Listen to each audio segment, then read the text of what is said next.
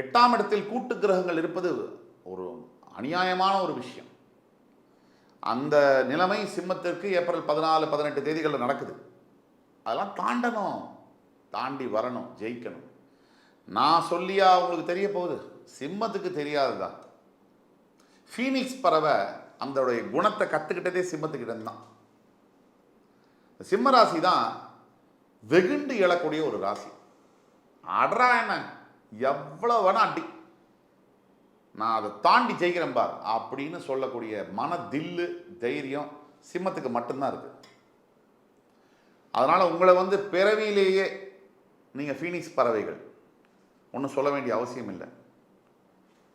Savings பண்ண வேண்டியது ரொம்ப அவசியம், செலவழிக்கக்கூடாது. 9இல் சுக்கிரன் வரும்போது லக் அண்ட் சப்போர்ட் எல்லாம் வரும், இருந்தாலும் கவனமாக இருக்க வேண்டும். தேவையில்லாத எதிர்பார்க்காத பிரச்சனைகளும், வேலையில் மிகப்பெரிய ப்ரெஷரும், நிம்மதி இல்லாத சூழ்நிலைகளும், ஹெல்த் ப்ராப்ளமும் வரும். ஆன்டிசிபேட் பண்ணது எதிர்பார்க்க வேண்டியது தான். நான் என்னடா நெகட்டிவாக சொல்கிறேன்னு நினைக்க வேணாம், உண்மையை பேசுகிறேன். அதனால் நீங்கள் கவனமாக இருக்க வேண்டும், அதுக்கு தான் சொல்கிறது.